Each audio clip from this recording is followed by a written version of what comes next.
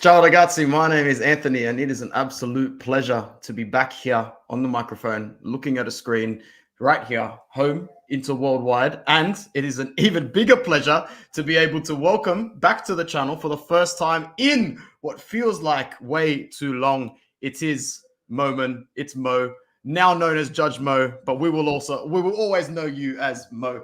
Mo, say hello to the people. Say hello to the people. What I'm going to do is I've accidentally left my TV on in the other room. I can hear it echoing. I'll be back in 10 seconds. Welcome home. Yeah, hello people. Welcome to Inter Worldwide. Hit that like button before you listen. People, hit that like button. You come into the stream, you pay your rent, you hit that like button, support that channel, share this on your media. We are back. I'm back with the man himself, Anthony. Of course, we're talking Inter, we're talking Serie A. Yes, I've been watching Inter. You guys think I'm not watching, but I'm watching everything. Everything. And I have a lot of opinions. But yes. But listen, people, 15 people here. Hit that like button, people. Subscribe to the channel if you're new. Of course, share this on your socials. Come on, people. Come on, do it for us. Everyone's happy to see you, man. I mean, Interistas happy to see you. Matt Pickham is happy to see you. You've got some people from your side, and I knew we'd get some trickle from your side. The judge is corrupt. Wissam is here as well. Hello. We've got Massimo, other channel members, Mattia. Very happy to see you. So is Indrohari and Anthony as well. Guys, before we get started on the important stuff, unless you live under a rock, make sure you go and follow our brother, Mo, who is making absolute waves at his Footy Judge Mo channel. Absolutely fantastic. His networking skills are just A1. The way he connects people and the way that he's able to host shows, it's unique. It's unique. But you know why it's unique as well? Don't think I'm just gonna big gas him up, bro. Just remember, this is Mo's home. This is the Mo that I know. This is the real Mo. Will the real Mo please stand up? Match reaction, Mo. Watch along, Mo. I'll never forget. I was driving to work that 3-3 Barcelona game, man. It was the most. It was one of the best forms of intercommentary I've ever heard in my whole life. So, Mo, it's good to have you back, man. Yeah, and so, man, I missed it. I just wanted to say one thing. Because I'm just curious, what do you miss most about watch along or Serie A? Watch along. I watch Serie A, but I don't watch a lot of games, of course, because I don't have time. But I watch every Inter game, of course. It's the priority, of course, because I'm at the end, I'm a football fan, right? And we're doing this as football fans. We aren't doing this as anything. I'm just a football fan. It's the watch-alongs, to be honest. Yeah. Watch-alongs on Inter Worldwide. You know why? Because you connect to the people that stay with me when I do watch-alongs. Like I feel I'm watching the game with my guys. You know the difference? Like I've seen a lot of people in the Premier League are asking me to do watch-alongs on the channel and stuff like that. But I'm like, I don't know. Like I feel like I'm a commentator instead of just a fan. When you do Inter, I'm a fan. You know, I don't support any other club. I'm not one of these guys. Yeah, I support Inter, but I support this guy or I support that guy. I don't. I actually don't support any club other than one club, of course, which is Al Ahly in Egypt. Since I grew up in that club, actually as a kid. So that's the only club I support with Inter. But yeah, the watch-alongs is just nuts. It's absolutely nuts, bro. Like just. I miss them. I wish I can do them. Might do one Friday. It depends, to be honest. You know how exhausting it is, but I might do one this Friday for Genoa. But like I'm afraid to do one, and then we just don't get a positive result. Since you've started doing the whole English covering the EPL content creation, have you found yourself gearing a little bit emotionally towards a side, or is it really easy to stay? It's so easy to stay neutral in that league, isn't it? If you've got no dedication. Never, bro. It's never. Like it's unbelievable. Like people say, "Yo, you're a secret Arsenal fan." I'm like, come on, I'm not. You're a secret Chelsea fan. Just because listen, English, the guys that support Premier League are completely different than the Serie A people for a couple of reasons. The number one is that they are very protective of their club. We are more objective in Serie A. Like we would have, what's the guy's name that we used to do Juventus with? A very, very good guy that has a good channel. What's his name? Alberto. Alberto from UVcast TV. We used to sit, all of us, and we used to be objective about each other's teams. It's very hard for Premier League people to be objective. It's very, very hard. Like it's impossible. Like for example, I would just praise a team from A, right, to Y, and then I would criticize the Z of the club. You're a hater. You're this. You're that. It's ridiculous. It's ridiculous. Like to be honest, it's very different. I never like I'm not drawn to a team in the Premier League at all. Like I always go for the underdogs. Like this season, I want Arsenal or Liverpool to win the league just because Man City have been dominating for 3 seasons. If Man City don't win it this year, I'll be with Man City next. Like you know what I mean? Yeah. It's just always the underdog story is a nice story. That's it. Fair enough. Thank you so much, Rosemary, for the donation. We appreciate it, and we all miss Mo a lot, and we miss hearing his punditry on Serie A on this channel. So, without further ado, nice little 6-minute introduction. It's great to be here talking to you from the summit. I mean, I'm going to give you the microphone just freelance for a little bit. This is the Serie A table as it sits 2 games before the halfway point. So unless it's a complete capitulation from Inter in the next 2 games, we should finish as winter break at the top. But that means very little. Mo, Serie A so far for you this season? You know what is astonishing about Serie A is not that Inter are doing well, right? It's how the fuck Juventus are 4 points behind us. Like how on earth a team with 34 plus goal differential is just 4 points ahead of a team with 15 plus goal differential? It's One ridiculous. game a week. 1 game a week for Allegri. He loves it. Exactly. That's what every time I'm looking at this, and I've had this question from a lot of people, like, how come you're 34 goal differential and you're racking all these freaking points? We are on course for a Centurion. This rate, 17 games, 44 points. If we win the next 2 games, we're 50 points halfway through the season. That means we're on course for a Centurion. How come Juventus are 4 points behind us? As for Inter, though, since we're talking about Inter, to be honest, it's this is one of the easiest seasons I have watched Inter in a long, long time. Like, I'm getting this Barcelona with Messi feeling of 2009 or 2012. Do you know that feeling? We are going to every game knowing that even with hurdles, even with adversity, we will win the game. We weren't the best team against Napoli. We weren't the best team against Lazio. But I was watching both games. I would like freaking win this game. We have the quality, we have the structure, we have the system to come out as winners in these games. It's as simple as that. So that's the thing that I'm noticing about Inter. We'll talk a little bit about the tactics and what I like and what I don't like about the team. But at the moment, there is no better team in the world other than Bayern Leverkusen, if I'm not mistaken, that haven't lost a game in the Bundesliga. I don't watch a lot of the Bundesliga, of course. But I don't think there is a team that is as effective as Inter in the world, especially in the league, of course. 34 goal differential is a no joke. It's a no joke. I don't think I've seen this ever in my life. Even Bayern Munich, I'm not sure. Bayern Munich have 34, Bayern Leverkusen have 34, so they are similar to us. That's the Bundesliga. I haven't seen a team cruise with ease in Serie A, even when they aren't the best team on the pitch, like Inter this year. I'm not sure if you have. 25 years supporting Inter, I've never seen it like this, ever.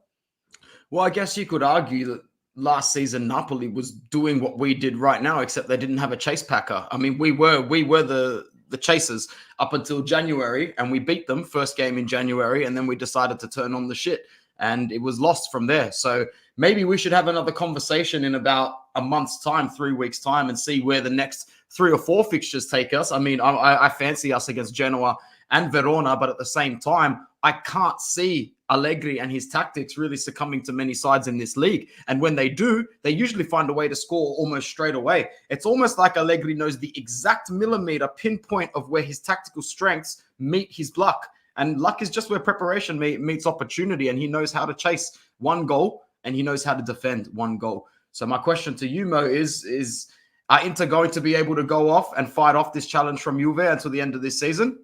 Yeah. I believe that every time I'm watching Juventus, they're struggling. one of the things about this Juventus team, which is something that people don't speak about, is that they lack quality. They lack individual brilliance. They lack quality. Um, I don't believe in the Chiesa hype. I never believed in him. I don't think he's a top player. I believe Vlahovic is an overrated forward. He's a good forward. I maybe a little bit. Weston McKennie isn't great. Adrian Rabiot is a good player, but he isn't top. Like if you look at this, if this Juventus team, the only X factor in their team is Bremer. Everybody else isn't. While Inter have many X factors, starting from DeMarco as a left-footed wing back in Serie A. They don't. So I am not seeing this Juventus team continuing. I'm actually worried about Inter if we get far in the Champions League. I'm actually worried about that because we're gonna come to this. The bench for this Inter, the squad isn't the best. Like it looks amazing. It looks like we have two teams on paper, but there is a little bit of, I don't know, like the players on that come from the bench don't seem like they're putting 100%. Of course, with Juan Cuadrado's injury now, Cuadrado's injured. But yeah, Lautaro Martinez, he's going to come back in 6 days. That's Lautaro. I'm not sure if he's going to play the Genoa. I don't think so. I think he's going to rest him for Genoa. But yeah, that's what it is, to be honest. But Juventus, bro, I'm just going to tell you, if Juventus win this league, it's a disaster. It's a disaster for Serie A. It's a disaster for Serie A. It's not a disaster for Inter, by the way. It's I think disaster. It will take Serie A back. Steps back. Like, because you cannot have a team like Inter lose the league. Like, imagine if Napoli lost the league last year. That would be weird. Yeah, bro. I really hope that we can continue to do the business in Serie A, because now let's touch quickly on before we go into the rest of these sides, because I want to hear a little bit from you as well. The elimination to Bologna in the Coppa Italia, a blessing in disguise, yeah? No. I was so mad. My wife was watching the game and she's like, why are you so upset? That's what mine said to me on my honeymoon as well. She actually said, she goes, Anthony, last night you said you didn't care about this game. I looked at her and I went, I lied. I was so upset. I had a stream after on the Premier League, because the Premier League had, I think there is a Liverpool game or something. I can't remember. But in my opinion, that was, I know people don't want to say negatives, but I'm sorry, bro. Inzaghi has to be criticized for this. What are you doing, bro? Same as the Real Sociedad game. What are you doing? What are you doing in the Benfica game? Why are you throwing the game away like this? Why are you 1-1 and you're putting 9 players ahead of the ball? Why? Why is the tactics about it? You already played extra time. You win 1-0 ahead, just freaking defend. To be honest, I got so upset. This is a cup. We don't have anybody in our side. We don't have a Napoli. We don't have Juventus. We have Fiorentina and freaking weak-ass Milan. We should have won this game and went ahead to the final. And now we're talking about a 1 game off. He threw away a cup for no reason. For no reason. So what do you say to the fans that just say, like, we've won it back to back, don't stress about it, we just need to treat every Serie A game like a final? You haven't been an Inter fan for a while. You didn't live before we won trophies in 2006 or 7. You haven't been you're only been an Inter fan winning a treble and then winning the league lately and winning the cup. You haven't seen Inter not win. Have you lived through the Banter era? Every single trophy I won it in the club. What are you talking about? The fans that don't want trophies are fans that don't know the value, that don't know that everybody goes into dips. Look at Milan. Have you lived through the Banter era? Do you know that we years without Champions League and without winning a freaking trophy? This is an easy cup. How seriously are you treating the Super Cup in Saudi Arabia? Now, the Super Cup for me is a friendly thing in Saudi Arabia. Like, I'm talking about the cup, the Champions League, the league. Well, it's a good trophy, right? But in my opinion, it's played in Saudi Arabia. It's 2 games. You know what I mean? It's 2 games. We need to win it. Big up, Marcel. Thank you so much for tuning in, my man.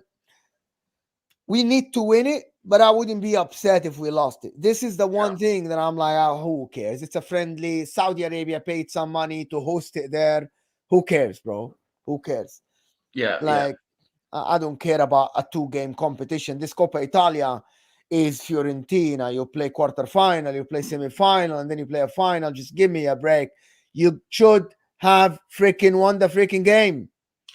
It's not really about not winning it because Bologna is really good under Thiago Motta. It's the manner. Like, you score a goal in extra time, and the way you conceded back to back, like, it made me physically sick. It made me sick. I was not caring about the result up until we conceded the first goal. When we conceded the first goal, I went, this team knows how to make a loss carry into the dressing room and after that, which is why I was surprised and happy with the Lecce result.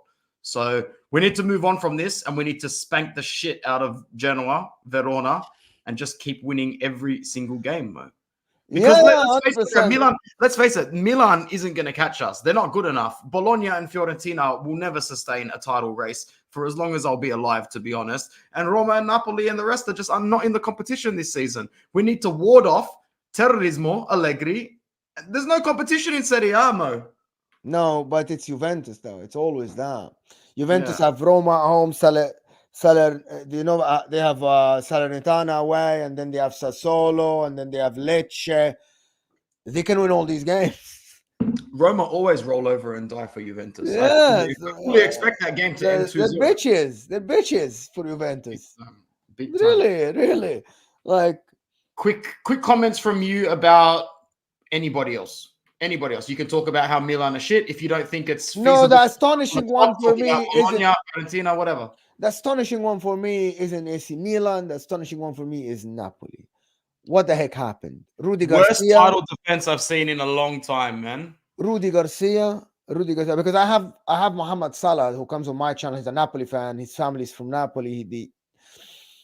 And Rudy Garcia, then Mazzari. Who runs this club? My nephew? Like, what is this? Seriously, what is this? In my opinion, Conte isn't coming to the middle of the season to Milan. It doesn't matter. He's holding out for Juve, or he's continuing his retirement. That's it. He's having fun. Milan, okay, forget about. Okay, so Napoli, just the comment on Napoli is that there's so much talent. The structure, when someone just comes into the house and to completely destroy it, Rudy Garcia is the guy. Like, if you wanted someone to destroy the house, you get a tenant that will destroy the house that you cannot rent it to anybody else. Lobotka's done. Nguissa's done. Zelensky is going to leave. Kvaratskhelia, his value went down by 50%. Osimhen, his value went down. They're playing Politano on the right side. I can't believe that I opened my TV at some point, and I see Juan Jesus playing as a center back in 2023, almost 2024 for Napoli. What is this, 2013? That's a Scudetto winning center back right there. I know, but this is 2023. A defender, like a title defender. Juan Jesus? What is this, 2013 Inter, 2014 Inter? What is this? Give me a break. For Milan, though, the most overhyped team, probably. Oh my God, we did this to ourselves. Radu did this. Radu is the one who did this. This Milan team should have been in the mud until this moment. It's Stefan Radu who did this. Literally. This Milan team with Ruben Loftus-Cheek and the guy that don't know his name that plays in the middle until now. I don't know. I can't pronounce his name. Reinder or whatever. Oh my God, bro. Olivier Giroud, striker, 2024. Yeah, man. But at the end of the day, they're suffering the losses for it now. We can bury those ghosts this season. I can bury that season just by winning it this season, man. It's just, I still have this thing in the back of my head that tells me that we still have a way to F it up. We still have a way to screw it up. And I think a big part of it comes down to who we have on the bench when we look at it, attack-wise. But we'll get to that soon. And you just let me know if you need to head off, because I know it's been a long day for you. But I'm going to move along. I'm good for it. I'm good. Cool. Did you want to talk about any other club on the table? Yeah, Bologna, Thiago Motta. Go for it. He's going to go for the Premier League. After this Who's he going to coach in the Premier League? He might, if De Zerbi leaves, he might go and coach Brighton. You think he'll do well? Yeah, he'll do very, very well. Yeah. What he's doing with Bologna is being noticed, right? Not a lot of people watch Serie A, but you can't take Bologna and be fourth in the league. That doesn't, that's unheard of, right? That doesn't happen normally with the squad that I can't name 4 players in. I actually can't. Only Silvestri as a bench right back. Like I actually can't. Like the first time I actually watched the guy play, the guy that with the big hair, the very good player in the whatever. Xerxes. Yeah, it is when he played against us. Actually. Oh, really? Was that the first time you've seen him play? Yes, the first time I've seen the guy play. Cool. Like I've seen clips circling around Twitter, but I haven't seen the guy play. So Fair enough. listen, it's ridiculous what he's doing. It's absolutely nuts. You cannot imagine it. I've never imagined that they no, Mattia, De Zerbi is gonna coach Napoli, and you heard it here first. De Zerbi is gonna go to Napoli next season. Most likely, he's gonna go back to Serie A. He's gonna coach Napoli. He's gonna get a big bucks from De Laurentiis, and because it suits the players they have. It does suit the way he wants to play football, in my opinion. Who's going to coach Milan when Pioli leaves? I actually have no idea who's in the market actually at the moment. They might go for a foreign coach, but I actually have no idea. I actually don't know. But I'm thinking that do you wonder, is Pioli already leaving? Is that done? I don't know. I don't talk to enough Milan fans. I actually think he's staying. Maybe because it all comes down to their ownership, because he's a proper yes man. He's the yes man of all yes men. Since they got rid of Maldini and everything like that, he's just nodding his head and going along with the ride. He knows he got lucky with that Scudetto. The one that I want to see in a bigger club is Dionetsi. Like I want to see the guy coach a bigger club, to be honest with you. The guy that coaches a solo. He changed his style of play a little bit this season, but I believe he can do well with better players. Yeah, I believe so. He might go to Milan as well. That's what I believe can happen, to be honest. I think the one that might like take a step further as well is the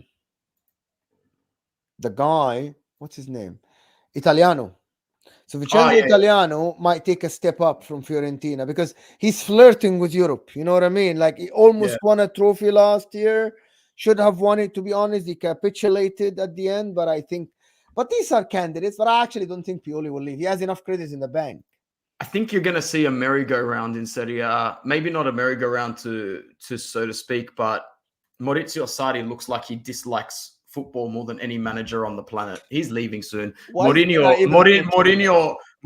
knows that he's running out of time to cash in on his 1 or 2 big contracts that he has left, and he can still leave Roma at the end of this season, finishing 5th or 6th, and still walk into a Premier League contract. He's obviously not going to walk into a title-winning team, but he can still walk into England, get a Premier League contract, even walk back into Spain and get a contract. So there's going to be spots available at some of these clubs, man. Yeah, 100%. I've heard it today. Alex on my stream said that he would like Mourinho to come for Chelsea for a season, just to set people straight, to put people on the rails. And I'm like, this is crazy, bro. Crazy. Mourinho plays one of the shittiest footballs in the history now at the moment. The guy, it's past him, bro. Every time I'm watching Roma, I'm like, I'm about to like throw up, you know? It's not the same. It's just not the same crop of athletes anymore for Mourinho to make his style work. You can't just walk into Chelsea and make men out of those boys at Stamford Bridge. And this is coming from someone who watches every second Chelsea game here and there. Bro, last week I was just sitting there randomly watching Chelsea, and my wife walks in and goes, "This is the second time I've watched Chelsea and they look absolutely horrible." I go, "It's really bad, man. It's really, really embarrassing." They aren't as bad as what you think, but anyway, this is for a different. Listen, I spent an hour talking about Chelsea for just like, for sure. Like Chelsea aren't bad, but Mourinho, I don't think he goes to a top club. It's done. It's over. Yeah, man.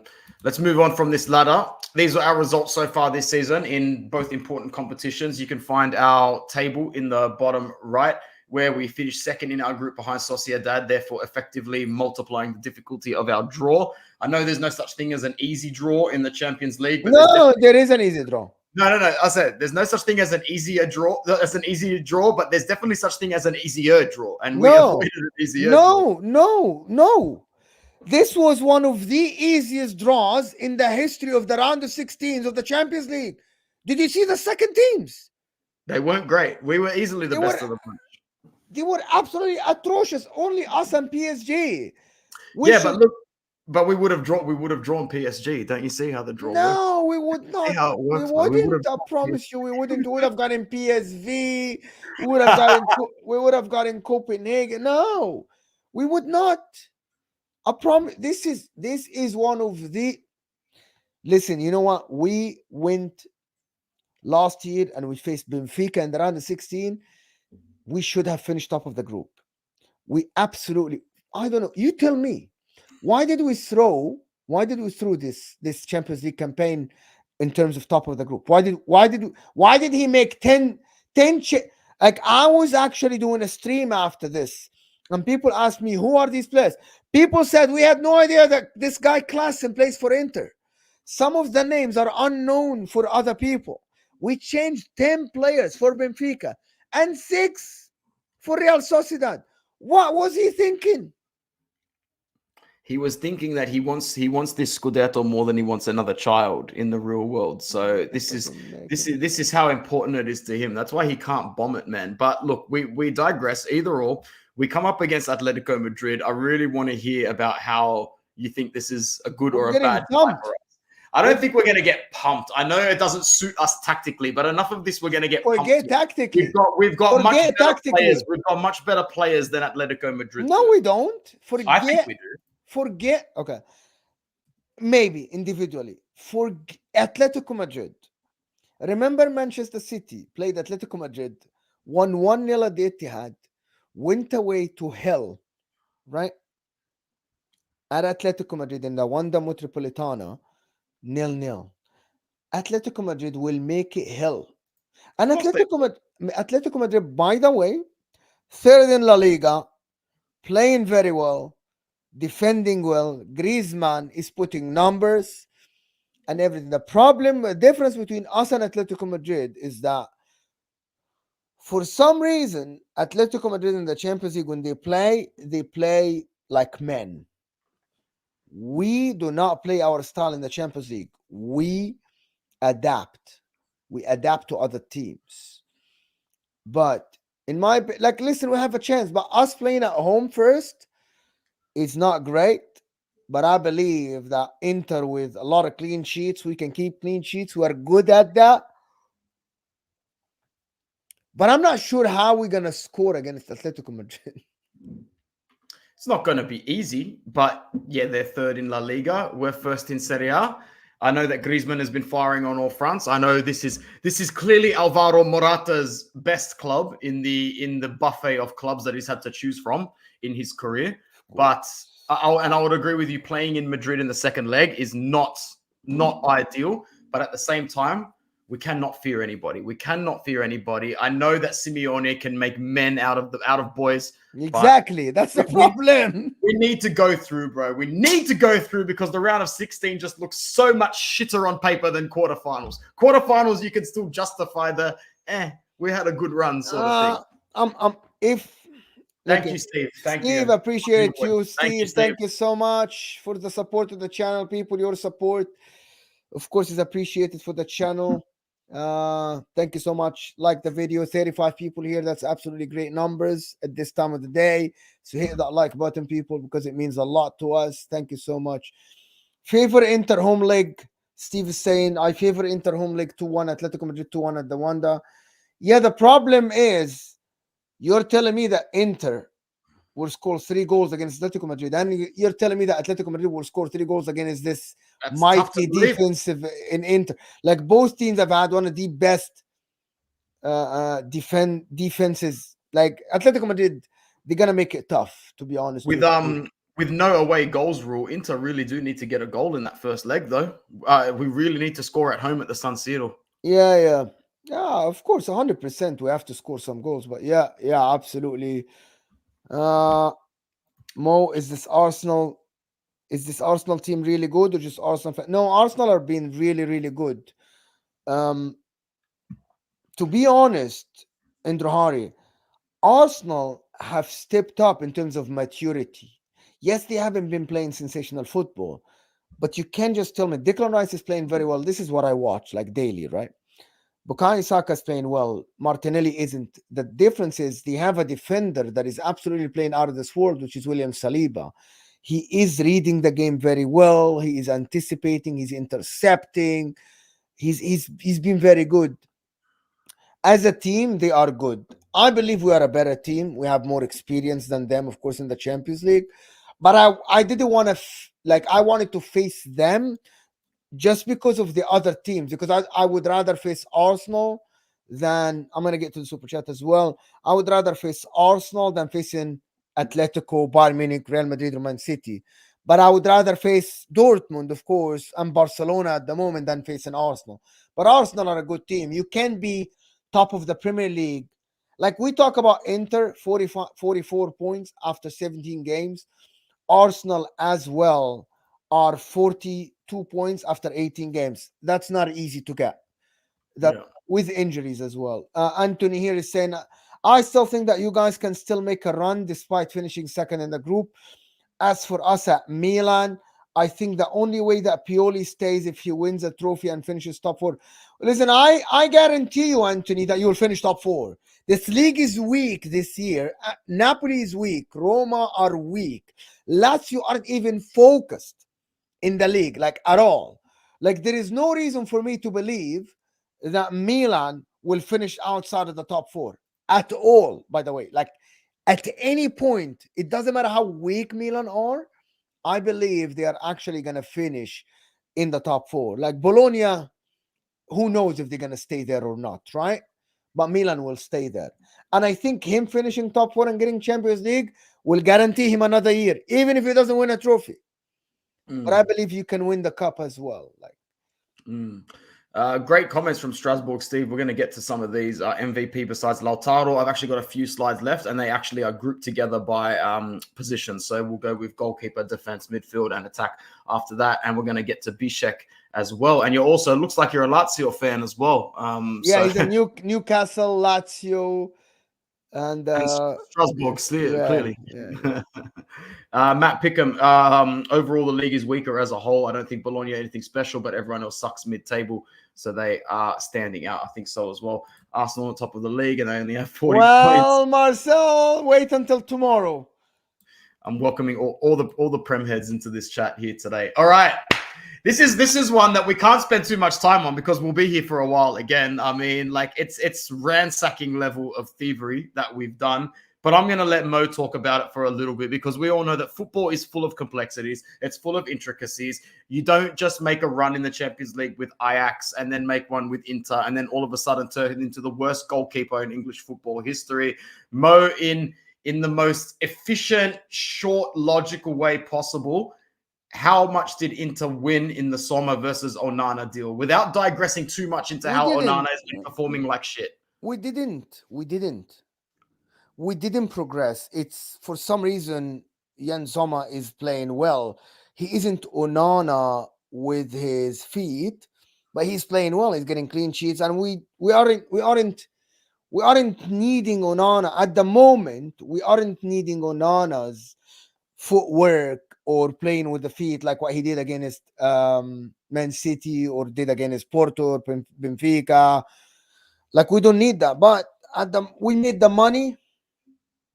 I don't think we use the money, so who gives a shit? Like for me as a football fan, the money came to the club, and yeah, we didn't sell somebody. But in my opinion, you guys forget that Onana is 27. Yes, we sold Onana, but how long would Jan Sommer be the goalkeeper? We'll need to invest in another goalkeeper soon. I actually did want Onana to go. I felt we actually sold him for a really cheap price for what he offered last year. Yes, he isn't performing this year for Man United, but who does? Like, who is performing for Man United?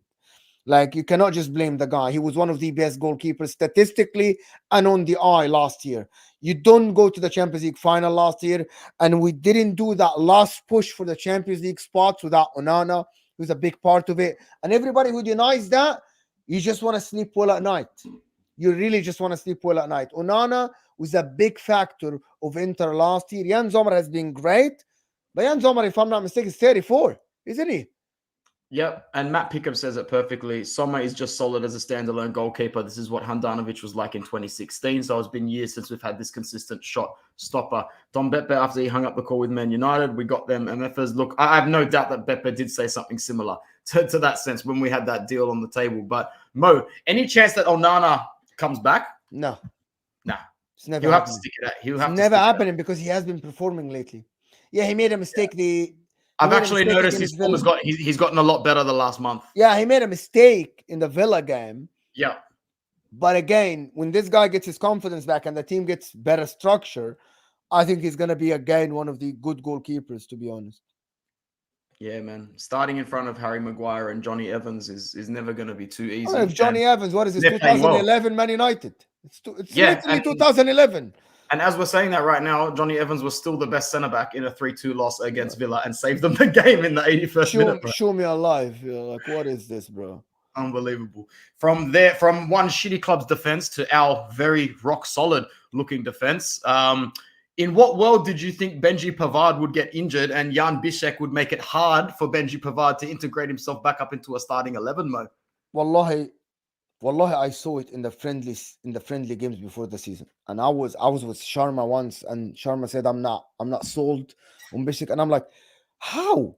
He's quick, controls the ball, really young, very big guy. So why not build this guy to be another Bastoni? Well, looking at the selections that we have now, Pavard is about 70 to 80% fit. And De Vrij is about 90% fit. We've got every single centre back now. We've got Bastoni, De Vrij, Acerbi, Bishek, Pavard, and we've got Matteo Darmian, Carlos Augusto, and Federico Di Marco. We have a big selection of centre backs now, Mo, and this is really going to be our foundation going into this season. I know we're scoring good goals. I know we're scoring good amounts. I know our midfield gets creative at the best of times, but this is where it's going to be at for us if we are going to seriously make a run at trophies this season. So microphone over to you to talk about what now looks to be a very deep defense. I'm impressed. The reason why I'm impressed because there are Bastoni, Pavard, who's 27, Bisic, who's 23. You can't go forward with these guys. You only need one more, to be honest. The guy is great, Bisic. He's fantastic. He's absolutely amazing. Yeah, he's learning the game, blah, blah, blah. He's fantastic. Pavard is a great guy.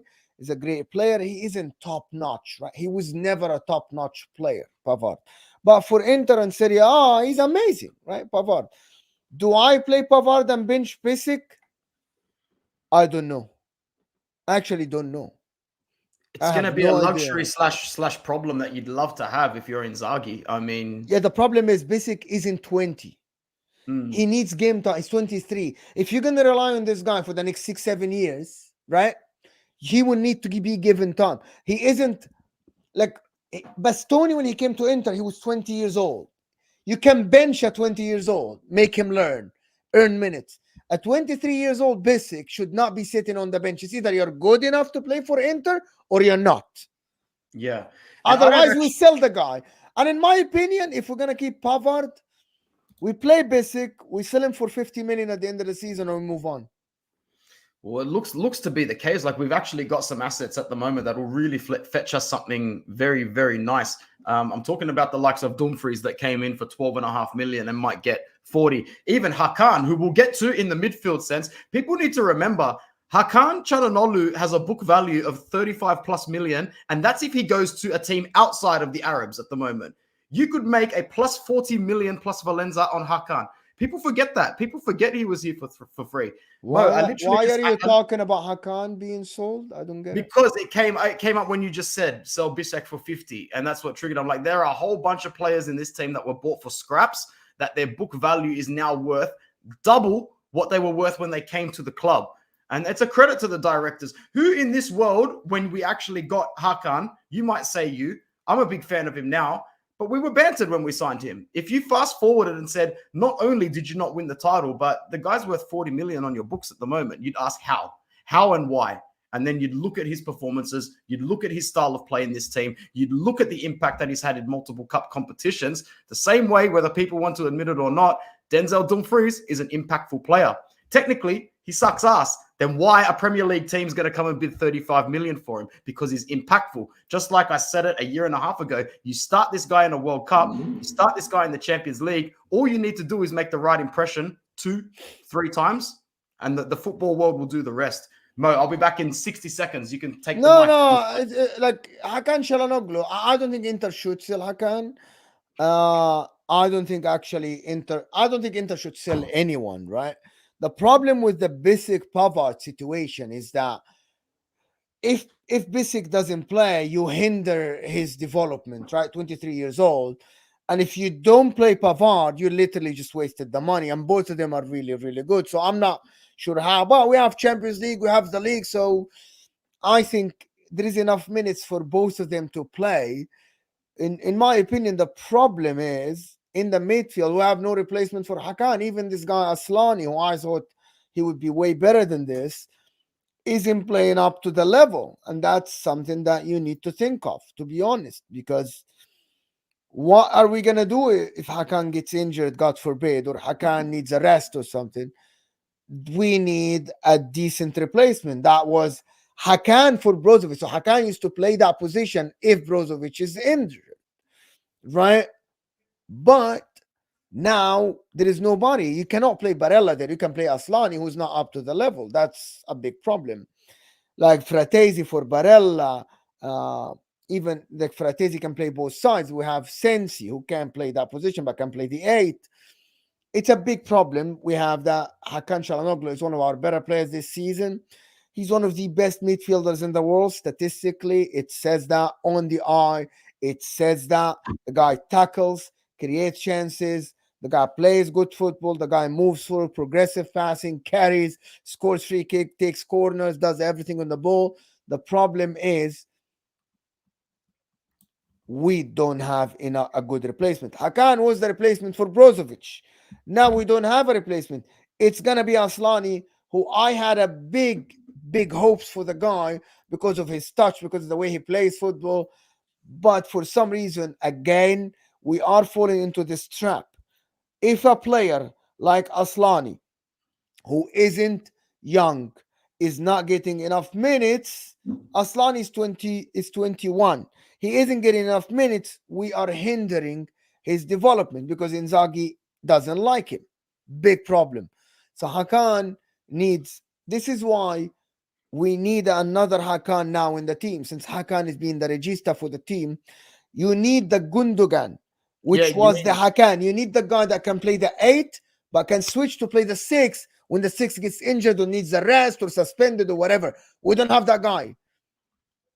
We only have one of them, which is now our main number 6, our main regista. It's Hakan Çalhanoğlu. Asllani isn't good enough. This guy Klaassen isn't even a football player. I saw him at Ajax. He wasn't a football player. He shouldn't be playing for Inter. He's just here for the holiday, man. He's here for the holiday. I have no idea. He paid somebody. They shared the agent fee. Him and Pepe Marotta or Inzaghi got a payment under the table. Someone made money of this thing, right? Like he's just there for vibes. So he isn't a player for Inter. I don't consider him a player. Christian Asllani, biggest disappointment at Inter. Biggest disappointment. It has not been good, has it? It's not. It's ridiculous.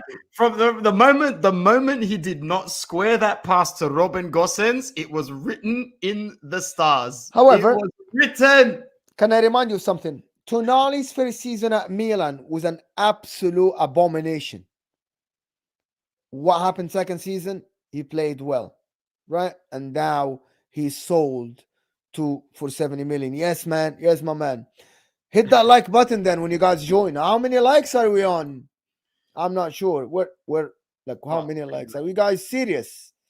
Probably like, let me guess, 15, 20? 23 likes, and we have over 30 people here. So hit that like button, people. Come on. So in my opinion, I don't believe in this. Christian Asllani is bad. It hasn't worked out. But you see the talent, the touch is there, the movement is there. The one that wants to get on the ball all the time. Do you know the one that is surprising me the most in this team? is Fratesi. How can a professional football player play a whole game in the midfield and pass 8 passes? How's that even possible? Like He's probably been, that's not one of even possible. Like if you try this as a football player, you won't succeed. He hasn't been good, man. And I know it's the lack of minutes that's contributing to this, because when you play nonstop for a team like Sassuolo with no pressure, everything looks good because nothing really looks bad. But when you play for Inter and your minutes are cut, everything is magnified. Everything is watched. It's eagle eye level stuff. And at the moment for Fratesi, every time he's given a minute, he's basically under the same sort of metric as Asllani. Everything you do is going to be watched and scrutinized right down to a T. He needs more minutes, but at the same time, Inzaghi is not going to change this trio unless someone's injured. He's not going to change it. Inzaghi has found exactly what works for him. I'm checking something, right? I'm checking something about Fratesi. I'm checking the number of passes per game per 90 minutes, right? For Fratesi this year versus Fratesi last year. Because it doesn't make any sense. It just doesn't. In my head, it doesn't make any sense. Like I'm checking the passing, right? Indra says Fratesi is simply a road runner. He never was the guy that did the passes here and there, even in Sassuolo. Look, I don't think that's the case, to be honest. Like Mo's going to check this out for us now. I don't think that all is lost with Asllani yet. He could still come good. I don't think all is lost yet, but he's really going to need to pick up his game sooner rather than later, because we're in a results-orientated business in this modern football day more than any other year I can remember. Patience is not a virtue. It really isn't. Screw thinking anything. But this guy Fratesi is a starter for the Italian national. It tells you how bad Italy's football is now at the moment, how far down the Italian football went. But Fratesi starts for Italy all the time. The guy, every time he starts for Inter, yes, he runs a lot. Like he looks like the bunny there, the Barella, but with more energy even. But he doesn't. My problem with Fratesi is that he doesn't want the ball. Yeah, I don't understand this. How is this guy playing for Inter? Like he doesn't want the ball. Like he runs away from the ball. He wants to get at the end of things. Does he think? Does the guy think he's a striker or something? I'm not. Am I missing something for this guy? Like it's ridiculous. Like he completes 80% only of his passes. He only passes less than 19 passes a game per 90 minutes, which is really shit. I don't get it. Like, why are you that bad? Why? What happened to you? You were one of the, oh my God, you remember, like, with all the people, like Inter fans, were like, oh my God, get us Fratesi. Okay, there he is. When he's given minutes, he looks like a mediocre player. It doesn't make any sense. Yeah. Matt says Fratesi runs into the box are his strength. Unfortunately, he's no Barella, Mickey, or Hakan. Sal, good to see you again. I think the Asllani slander is dumb. He's still young and still has much room for improvement. And also, you see that strike the other day. Yeah, that's great, Sal. But like the thing is, it's not like he's only gotten 2 or 3 chances. Like we're seeing the kid get minutes. And I'm going to give credit to Inzaghi for still giving that little bit of faith in him. And I'm still willing to see him do more. I'm not writing him off just yet, but I think as fans, we're more than entitled to say, show us something, please. Because as of right now, we've seen nothing, 0, jack shit. He's had a good shot the other day on target from outside the box when the game was over. So no pressure on him whatsoever. He's playing for Inter, and in some situations now, he may even start for Inter in rotational games. So with all due respect to Asllani, show us something or get loaned out. It's as simple as that. This ain't no charity club. Asllani, in my opinion, should stop trying to be a Brozovic. He should try and keep it simple and improve his defensive aspect. Asking him to be Brozovic is just, it's not going to happen. It's really not going to happen. Let's move on because I know we're killing a bit of time here, but that's great. Let's talk about the front line. Let's talk about the attack. Let's talk about the firing/misfiring. Mo, it's been a minute since you've been here. The Lautaro criticism, has it ceased for now? Yeah. Like, listen. Yeah. The guy has improved. That's changed actually the way he plays football.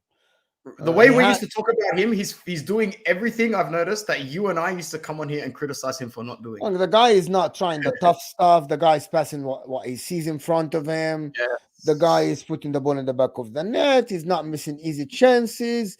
He's moving better. He's not trying to. Now his first touch gotten much better now. Like I think Okay, whatever. So I'm not a big fan of Mkhitaryan, but I yeah, know. I'm actually not.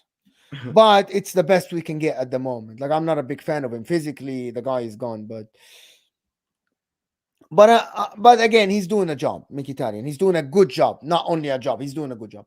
But for Lautaro, though, like he's like you can't just 15 goals in 17 games played. You cannot just fault that. Uh, he's doing exactly what he used to do with Lukaku. But the thing about it is that Marcus Thuram is a better player. Mm. Right. Like Marcus Thuram is running the channels. Lautaro staying central. When Lautaro gets the ball in the middle of the field, puts it under control, passes what he sees, and moves forward. He isn't trying. Okay, Lautaro is not a world beater, in my opinion. Lautaro isn't a guy that will. He's not R9. You know what I mean? He isn't gonna. He's not gonna be Turam. He's not gonna put a guy in the back on his back and run with him 4 yards. It's not gonna happen, right? So now Lautaro realizing that he's just focusing on what he can do best, which is strike the ball very well, moving inside the 18, and including your teammates in the game. And he's brilliant at it to the point that some of the Premier League fans are like, well, maybe we jumped the gun. Maybe he's very good for our clubs. We can pay 100 million for him. That's the talk, which is strange. But because he doesn't have speed, but he is doing everything else well. So I just can't praise him enough. He's absolutely amazing. 15 goals, 2 assists in 17 games, averaging 1 GA a game is nuts. It's freaking crazy. He's on course to break record. I will try. I will try my best. Anthony, to be honest with you, set up all this. He did all the stream. I'm just here talking. Like, Arnautovic and Alexis Sanchez. A problem going into next hear year. me out. This is gonna be a not nice rant. Yes. Alexis Sanchez. Disclaimer. Whoever decided to sign this fucker again for Inter should get sacked. I was on Spaces, and I know people that I respect that said Alexis Sanchez play good for Marseille, and I said it's not 2015. Aubameyang scoring goal for Marseille. We aren't a charity club. We should not have signed Alexis Sanchez. The guy should not be playing for Serie A. Serie A is more physical. Serie A has requirements. He isn't good enough to play. He wasn't even good enough 2 years ago. We were crying. We begged him to leave, and he wouldn't leave. And now we've signed him again because we didn't have another option. I would rather promote one of the youngsters. He's absolutely trash. He's rubbish. Shouldn't be playing for Inter. He was a good player 5 years ago, 6 years ago, right? When Man United gave him to us, he did a job, right? He went to Marseille. I don't care if he plays well. Now he's coming to our club. That was absolutely garbage, a trash. Someone should got sacked, and someone got paid under the table again, because this doesn't make any sense. How did a scouting system went to France and said, yes, we are signing Alexis Sanchez, who we let go just a season ago? Was it a season ago? A season, 1 year. 1 year ago, you let go of a guy, you begged the guy to go. This is absolutely not terrible. As for Arnautovic, it's ridiculous. Since 2009, I loved the guy at Inter. I loved him. He had everything to be one of the best footballers on the planet, but just he didn't. Talent, athleticism, body, physicality, strike, swagger when he plays. Yes, a lot of it, right? For some reason, it's not working out. I don't know. He's trying the back heels, they aren't coming off. He's trying to shoot, he's hitting his other foot. He's trying to body people, he's falling on his face. So right? you've still got time and patience for Arnautovic going into 35 years old. Listen, we aren't banter era anymore. We are title winners 2 years ago. We are Champions League finalists. We aren't a banter era club. I know people talk about the money, but Marcus Thuram is a living proof that it isn't about the money. It's about the laziness of some people higher up. It's about the laziness of the scouting. You can scout free agents. You can scout cheap players like Lautaro. You can scout cheap players like Julian Alvarez. You can scout cheap players like Brighton. It's some people are just lazy. And they were lazy and they decided to sign Arnautovic and Alexis Sanchez. It's not working for Arnautovic. How old is Arnautovic? I believe is like what? 34. He's born in 88, if I'm not mistaken, or 89. 34. He's based 34. based on what I remember from Look, we know both he and Alexis will be gone at the end of the season. I mean, yeah, my we just wasted. We might have wasted a season. I wouldn't even persevere through January with. I mean, I think we're going to have to persevere with what's his name, Arnautovic. But if there's an opportunity to get rid of Alexis Sanchez, he needs to go in January. Yeah, of course he needs to go. He needs to absolutely go. Thank you again, Strasbourg Steve. You're too generous, my bro. Thank you so much. I really, really appreciate it. Would you guys take Brian Mbeumo, considering he's put up big numbers with Ivan Toney in a 2 up top system? I feel like that would be an excellent move. To be honest, players don't usually come from the Premier League and set Serie A on too expensive for us. Imagine that Inter, Champions League finalists, and one of the biggest clubs in the world. I'm saying Mbeumo, who is the second striker behind Ivan Toney, is too expensive. Mbeumo will come to Inter, would be like 30 million. Inter wouldn't pay 30 million, and his wage will be high. Inter wouldn't pay him that high. But Mbeumo next to Lautaro, I don't think it will work, Steve. So the reason why, let me put that up again. The reason why Mbeumo, if he comes to Inter, he will have to hold bench. He is the best replacement for Lautaro if Lautaro's injured. Lautaro doesn't get injured a lot. So Lautaro actually played 89 games consecutively. So Mbeumo will have to come and sit on the bench because Mbeumo and Lautaro together might not work, because we see Thuram putting the physicality and Lautaro putting the flair and all the other stuff. I don't think it's going to work, Steve. But I would love Mbeumo at Inter because Mbeumo is an absolutely phenomenal player. I love the guy. Every time I'm watching the guy, he has everything at his feet. He's very, very good. I don't think you watched him, Anthony, at all, but he's absolutely great. He's a Cameroonian guy. Not much. Do you think Inter's going to be in the market for anybody else or anybody in January, or do you think anybody leaves? I stopped looking at the finances of Inter. There is this guy, I don't know, the guy that plays for that team. Everybody is sharing his picture. I haven't watched the guy. He's a right back, if I'm not mistaken. Oh, Diallo. Yeah, I don't think we're gonna sell anybody. I don't think we're gonna sell anybody in January. No. Even though he scored the hat trick on the weekend, but absolutely not. Chris Wood. I couldn't believe it when I saw him score a hat trick on the weekend. Now the only fault, and he scored it good. Like he scored it amazingly. He's not like scored it like tap ins or headers. The guy dribbled Dan Burn, and damn. Yeah, man. I like the Zielinski signing. It literally is a Beppe Marotta one straight out of his dictionary, man. It's a straight out of his dictionary. Offer him a decent wage, 4 million a season. Go from a sinking ship, Napoli, to a sustainable one in your own country. You don't need to uproot your family or your lifestyle. It works on many different levels on the Marotta level there. Mo, bro, anything else that you want to discuss? Anything you want to refer to? Anything you want to ask me before we wrap up what was a super enjoyable episode 99 of the Inter Worldwide podcast? No, it's just, to be honest with you, I think we need some fans to hold the club to a higher standards. You guys as fans need to wake up sometimes and not accept mediocrity. You need to stand up on Twitter because the club hears people. Every single fan has a voice. That accepting mediocrity isn't great.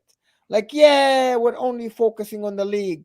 Yeah, Alexis Sanchez is good. Yeah, Arnautovic is okay. Klaassen, yeah, who cares? No. A good scouting system will get you the likes of Pavard, the likes of Bisic, the likes of Jan Zoma, the likes of Marcus Thuram, the likes of Hakan, Mkhitaryan. You need to stand up. Hold the club to a higher standard. Were you talking about Diallo before that you've never seen, or Buchanan? I have no idea who are these people. Ah, okay, fair enough. So we're heavily linked with Buchanan, That's a Canadian guy. the Canadian guy, yeah, the one that started his career more as a forward, but might be adapting a little bit more from Club Bruges. So this is what, like, Isn't a lot of isn't people, that the guy? a lot of people are hyped up on this guy, man. But how do you get hyped up over someone who plays for Club Bruges? It's not like they're playing in the Champions League. Do you every remember the season. guy that we signed? Austrian guy, right-sided. Lazzaro. Oh my god! I remember the first time he played for us, the first 15 minutes he played, I looked at him and I just went, this isn't the guy. I know straight away within 15 minutes, this guy is not the guy. And Conte knew it as well. Yeah. So exactly, like I don't know this. Like I don't watch the Belgium league. Like listen, I don't. Yeah. It's listen. We cannot accept mediocrity, of course, Steve. Like this is Inter. This is not, with all due respect, it's not Napoli. It's not Lazio. This is Inter. Like just we're not Fiorentina, not Roma. So yeah. Anyway, well, but that's it. Yeah, thank you to everyone who came into the comments. Thank you especially to the channel members, and thank you especially to Rosemary, Anthony, and Steve who left super chats for us today. But above all of that, thank you to my brother Mo, who is just doing amazing things. We love you. We're so proud of you. Thank you for coming back home, bro. Yeah. Absolutely magnificent. Hopefully we can do this at least once a week or something, especially in the coming weeks when you're off. Or twice a week or something. We do match reactions. That would be great. Absolutely fantastic. So let's do it. For sure. And for everyone that lives under a rock, make sure you go and subscribe to Judge Mo. And as always, follow anybody that does Inter content in the English-speaking content world. My name is Anthony. This was Judge Mo. This was Inter Worldwide. Forza Inter Worldwide.